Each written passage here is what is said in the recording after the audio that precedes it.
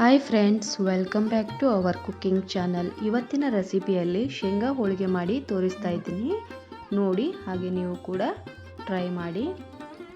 Friends, ಶೇಂಗಾ ಹೋಳಿಗೆ ಮಾಡಲು ಬೇಕಾದ ಇಂಗ್ರೀಡಿಯೆಂಟ್ಸ್ ನೋಡ್ಕೊಂಡು ಬನ್ನಿ. 1 ಬೌಲ್ ಶೇಂಗಾ ತೊಗೊಂಡಿದ್ದೀನಿ. ಹಾಗೆ ಅರ್ಧ ಬೌಲ್ ನಾನು ಬೆಲ್ಲ ತೊಗೊಂಡಿದ್ದೀನಿ, ತುರಿದ ಬೆಲ್ಲ. ಹಾಗೆ 1 ಕಪ್ ನಾನು ಎಳ್ಳು ತೊಗೊಂಡಿದ್ದೀನಿ. ಹಾಗೆ 1 ಕಪ್ ನಾನು ಇಲ್ಲಿ ಮೈದಾ ಹಿಟ್ಟು ತೊಗೊಂಡಿದ್ದೀನಿ. ಮೈದಾ ಹಿಟ್ಟು ಎಷ್ಟು ತೊಗೊಂಡಿದ್ದೀವಿ ಅಷ್ಟೇ ನಾನು ಚಿರೋಟಿ ರವನ ತೊಗೊಂಡಿದ್ದೀನಿ, 1 ಕಪ್ಪು. ಹಾಗೆ ಹಚ್ಚಲಿಕ್ಕೆ ಎಷ್ಟು ಬೇಕು ನೋಡಿ ಅಷ್ಟು ನಾನಿಲ್ಲಿ ಮೈದಾ ಹಿಟ್ಟನ್ನು ತೊಗೊಂಡಿದ್ದೀನಿ. ಸ್ವಲ್ಪ ಹಿಟ್ಟು ಕಲಿಸ್ಲಿಕ್ಕೆ ಬೇಕಾದಷ್ಟು ನಾನಿಲ್ಲಿ ಉಪ್ಪನ್ನು ತೊಗೊಂಡಿದ್ದೀನಿ.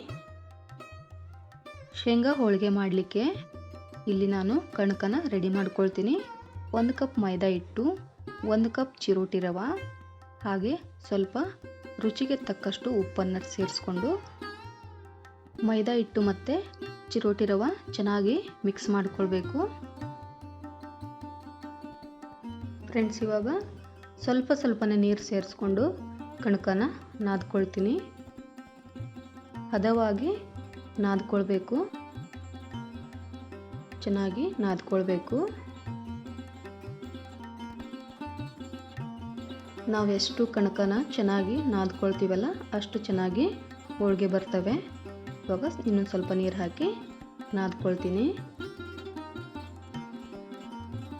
ಇಲ್ಲಿ ರವೆ ಹಾಕಿರ್ತೀವಲ್ಲ, ಹೋಳಿಗೆ ಚೆನ್ನಾಗಿ ಕ್ರಿಸ್ಪಿಯಾಗಿ ಬರ್ತವೆ. ಇವಾಗ ನಾನಿಲ್ಲಿ ಕಣಕನ ಒಂದು ಅರ್ಧ ಗಂಟೆ ನೆನೆಯಲಿಕ್ಕೆ ಬಿಡ್ತೀನಿ. ಕಣಕ ನೆನೆಯುವಷ್ಟರಲ್ಲಿ ನಾನಿಲ್ಲಿ ಶೇಂಗಾನ ಹುರ್ಕೊಳ್ತೀನಿ. ಶೇಂಗಾ ಚೆನ್ನಾಗಿ ಹುರ್ಕೊಳ್ಬೇಕು, ಹಸಿ ಬಿಸಿ ಇರಬಾರ್ದು. ಒಂದೇ ಸಮವಾಗಿ ಎಲ್ಲ ಶೇಂಗಾನು ಹುರಿದಿರಬೇಕು. ಶೇಂಗಾ ಹುರಿಯುವಾಗ ಮೀಡಿಯಮ್ ಫ್ಲೇಮ್ನಲ್ಲಿ ಇಟ್ಕೊಂಡು ಶೇಂಗಾ ಹುರಿರಿ. ಇವಾಗ ನೋಡಿ ಆಲ್ಮೋಸ್ಟು ರೆಡಿಯಾಗಿವೆ. ಈ ಥರ ಆಗಬೇಕು ನೋಡಿ ಶೇಂಗಾ ಕಲರ್. ಇವಾಗ ಪಾತ್ರೆಗೆ ತೆಗಿತಾ ಇದ್ದೀನಿ ನೋಡಿ. ಹಾಗೆ ಉಳಿದಂತಹ ಶೇಂಗಾನು ಹುರ್ಕೊಂಡು ಪಾತ್ರೆಗೆ ತಗೊಳ್ತಾ ಇದ್ದೀನಿ. ಈ ಶೇಂಗಾನ ಇವಾಗ ತಣ್ಣಗಾಗ್ಲಿಕ್ಕೆ ಬಿಡಬೇಕು. ತಣ್ಣಗಾದ್ಮೇಲೆ ಸಿಪ್ಪೆ ಚೆನ್ನಾಗಿ ಬರ್ತವೆ. ಇವಾಗ 1 ಕಪ್ ನಾನಿಲ್ಲಿ ಎಳ್ಳನ್ನು ಕೂಡ ಹುರ್ಕೊಳ್ತೀನಿ. 1-2 ನಿಮಿಷ ಹುರ್ಕೊಂಡ್ರೆ ಸಾಕು. ಇವಾಗ ಹಂಚು ಚೆನ್ನಾಗಿ ಕಾದಿದೆ ಅಲ್ಲ, ಅದು ಹುರಿದಿದ್ದಾಗಿದ್ದರೆ ಚಟಪಟ ಅಂತ ಸೌಂಡ್ ಬರ್ತವೆ ನೋಡಿ. ಅವಾಗಂದರೆ ಆಗಿರ್ತವೆ. ಜಾಸ್ತಿ ಕಲರ್ ಚೇಂಜ್ ಆಗೋವರೆಗೂ ಹುರಿಬೇಡಿ, ಸ್ವಲ್ಪ ಕಲರ್ ಚೇಂಜ್ ಆದರೆ ಸಾಕು. ಇವಾಗ ನೋಡಿ ಚಟಪಟ ಅಂತ ಸಿಡಿತಾ ಇವೆ. ಇವಾಗ ಆಗಿದೆ, ತೆಗಿತಾ ಇದ್ದೀನಿ. ಇವನು ಕೂಡ ತಣ್ಣಗಾಗ್ಲಿಕ್ಕೆ ಬಿಡಬೇಕು ನೋಡಿ. ಇವಾಗ ಶೇಂಗಾ ತಣ್ಣಗಾಗಿದೆ, ಇವನ್ನ ಸಿಪ್ಪೆ ತೆಕ್ಕೊಳ್ತೀನಿ. ಇವಾಗ ನೋಡಿ ಎಳ್ಳು ಕೂಡ ತಣ್ಣಗಾಗಿದೆ. ನಾನು ಶೇಂಗಾನು ಸಿಪ್ಪೆ ತೆಗೆದು ಇಟ್ಕೊಂಡಿದ್ದೀನಿ. ಇವಾಗ ಮಿಕ್ಸರ್ನಲ್ಲಿ ಹಾಕ್ಕೊಂಡು ನಾನು ಪುಡಿನ ರೆಡಿ ಮಾಡ್ಕೊಳ್ತೀನಿ. ಇವಾಗ ನಾನು ಶೇಂಗಾ ಮತ್ತು ಎಳ್ಳನ್ನು ಅಷ್ಟೇ ಹಾಕ್ಕೊಂಡು ಪುಡಿ ಮಾಡ್ಕೊಳ್ತೀನಿ. ನೀವು ಬೇಕಾದರೆ ಇದಕ್ಕೆ ಬೆಲ್ಲ ಸೇರಿಸಿ ಪುಡಿ ಮಾಡ್ಕೊಳ್ಬೋದು. ಇವಾಗ ನೋಡಿ ಪುಡಿ ರೆಡಿಯಾಗಿದೆ. ಇದಕ್ಕೆ ನಾನು ತುರಿದ ಬೆಲ್ಲ ಹಾಕ್ಕೊಳ್ತಾ ಇದ್ದೀನಿ. ನಾನಿಲ್ಲಿ ತುರ್ಕೊಂಡು ಇಟ್ಕೊಂಡಿದ್ದೀನಿ, ಆ ಬೆಲ್ಲನ ಹಾಕ್ಕೊಳ್ತಾ ಇದ್ದೀನಿ. ಅಂದರೆ ಗಂಟಿರಲ್ಲ. ಏನಪ್ಪ ಇವರು ಕೈಯಿಂದ ಕಲಿಸ್ತಾರೆ, ತುಂಬ ಕಷ್ಟ ಅಂತ ಅನ್ನೋರು ನೀವು ಮಿಕ್ಸರ್ನೆಲ್ಲ ಹಾಕ್ಕೊಂಡು ಪುಡಿ ಮಾಡ್ಕೊಳ್ಬೋದು, ಅಂದರೆ ನಿಮಗೆ ಈಸಿ ಆಗುತ್ತೆ. ಇವಾಗ ಬೆಲ್ಲ ಮತ್ತು ಪುಡಿ ಚೆನ್ನಾಗಿ ಮಿಕ್ಸ್ ಆಗಬೇಕು. ಕೈಯಿಂದ ಚೆನ್ನಾಗಿ ತಿಕ್ಕಬೇಕು. ಈ ರೀತಿಯಾಗಿ ಗಂಟಿಲ್ದಂಗೆ ಕೈಯಿಂದ ತಿಕ್ಕಬೇಕು ನೋಡಿ.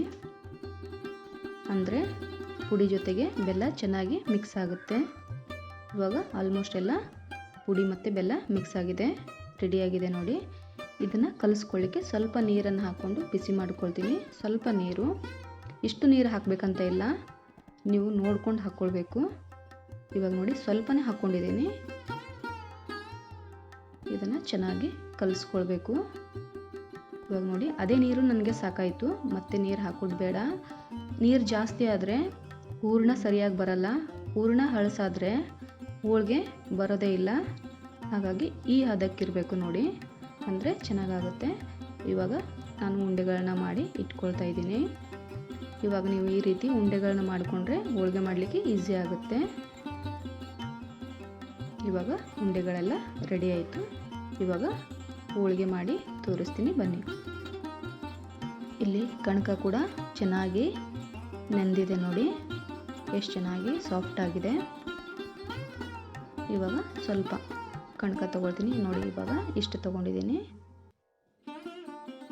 ಇಷ್ಟು ಕಣಕನ ತಗೊಂಡು ಲಟ್ಟಿಸ್ಕೊಳ್ತೀನಿ. ನಾನಿಲ್ಲಿ 2 ರೀತಿಯಲ್ಲಿ ಮಾಡಿ ತೋರಿಸ್ತಾ ಇದ್ದೀನಿ. ನಿಮಗೆ ಯಾವುದು ಈಸಿ ಆಗುತ್ತೆ ಅದನ್ನು ಮಾಡಿ. ಇಷ್ಟನ್ನು ಲಟ್ಟಿಸ್ಕೊಂಡು ಇದಕ್ಕೆ ನಾನು ತುಂಬಿಕೊಳ್ತೀನಿ. ಈ ರೀತಿಯಾಗಿ ಮಾಡಿಕೊಳ್ಬೋದು.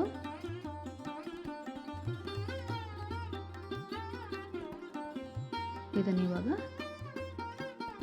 ಪ್ರೆಸ್ ಮಾಡಿ ಹಿಟ್ಟಲ್ಲಿ ಅದ್ಬಿಟ್ಟು ಚೆನ್ನಾಗಿ ಲಟ್ಟಿಸ್ಕೊಳ್ಬೇಕು. ಸ್ವಲ್ಪನೂ ಅರಿಯಲ್ಲ. ನಿಮಗೆ ಯಾವ ಸೈಜಲ್ಲಿ ಬೇಕೋ ಆ ಸೈಜಲ್ಲಿ ನೀವು ಲಟ್ಟಿಸ್ಕೊಳ್ಬೋದು. ನೋಡಿ ಎಷ್ಟು ಚೆನ್ನಾಗಿ ಬರ್ತಿವೆ.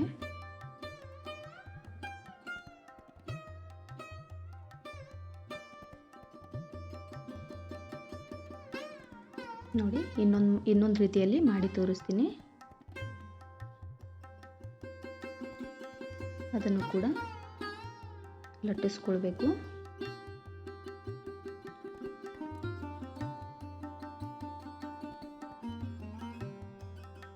ನೋಡಿ ಇಷ್ಟು ಲಟ್ಟಿಸ್ಕೊಂಡ್ರೆ ಸಾಕು.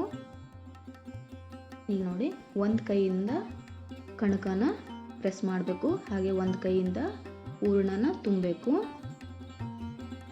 ಈ ರೀತಿ ಕೂಡ ನೀವು ಮಾಡ್ಬೋದು. ಕೊನೆಯಲ್ಲಿ ಈ ರೀತಿ ಕಣಕನ ಪ್ರೆಸ್ ಮಾಡ್ಕೋಬೇಕು.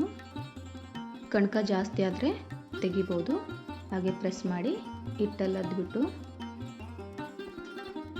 ಮತ್ತು ಲಟ್ಟಿಸ್ಕೊಳ್ಬೇಕು. ನೋಡಿ ಹೋಳಿಗೆ ಎಷ್ಟು ಚೆನ್ನಾಗಿ ಬರ್ತವೆ. ನಾವು ಎಷ್ಟು ದೊಡ್ಡದು ಬೇಕಾದರೂ ಮಾಡ್ಕೊಳ್ಬೋದು. ನೋಡಿ ಸ್ವಲ್ಪನೂ ಅರಿಯಲ್ಲ. ಬೇಳೆ ಹೋಳಿಗೆಕ್ಕಿಂತ ಶೇಂಗಾ ಹೋಳಿಗೆ ಮಾಡೋದು ತುಂಬ ಈಸಿ. ನೀವು ಕೂಡ ಟ್ರೈ ಮಾಡಿ. ಇವಾಗ ಗ್ಯಾಸನ್ನು ಹಚ್ಕೊಂಡು ಹಂಚನ್ನು ಬಿಸಿ ಮಾಡಲಿಕ್ಕೆ ಇಡಬೇಕು. ಇವಾಗ ನೋಡಿ ಕಾದಿದೆ ಚೆನ್ನಾಗಿ. ಇವಾಗ ನಾನು ಹೋಳಿಗೆನ ಹಾಕ್ಕೊಳ್ತೀನಿ. ಇವಾಗ ತಿರುಗಿಸಿ ಹಾಕ್ಕೊಳ್ತೀನಿ. ಜಾಸ್ತಿ ಒತ್ತು ಬಿಡಬೇಡಿ, ತಿರುಗಿಸಿ ಹಾಕ್ತಾ ಇರಿ, ಇಲ್ಲಾಂದರೆ ಒತ್ತು ಹೋಗುತ್ತೆ. ಚೆನ್ನಾಗಿ 2 ಬದಿಯಲ್ಲಿ ಬೇಯಿಸ್ಕೊಳ್ಬೇಕು. ಒತ್ತಿಸ್ಬಾರ್ದು, ಒತ್ತಿದ್ರೆ ಕಹಿ ಆಗುತ್ತೆ ಹೋಳಿಗೆ. ಹಾಗಾಗಿ ಚೆನ್ನಾಗಿ ಹದವಾಗಿ ಬೇಯಿಸ್ಕೊಳ್ಬೇಕು. ಈ ರೀತಿ ಆದರೆ ಸಾಕು. ನಾನು ತೆಗಿತಾ ಇದ್ದೀನಿ. ಸಾಕು ಇಷ್ಟಾದರೆ. ಫ್ರೆಂಡ್ಸ್, ನಾನು ತಗೊಂಡಂತಹ ಅಳತೆಯ ಪ್ರಕಾರ ನಾನಿಲ್ಲಿ 32 ಹೋಳಿಗೆನ ಮಾಡ್ಕೊಂಡಿದ್ದೀನಿ. ಫ್ರೆಂಡ್ಸ್, ನಾನು ಮಾಡಿದಂತಹ ಶೇಂಗಾ ಹೋಳಿಗೆ ರೆಸಿಪಿ ನಿಮಗೆ ಇಷ್ಟ ಆದರೆ ಒಂದು ಲೈಕ್ ಕೊಡೋದನ್ನು ಮರಿಬೇಡಿ. ಹಾಗೆ ನಿಮ್ಮ ಫ್ಯಾಮಿಲಿ ಫ್ರೆಂಡ್ಸ್ಗೆ ಶೇರ್ ಮಾಡಿ.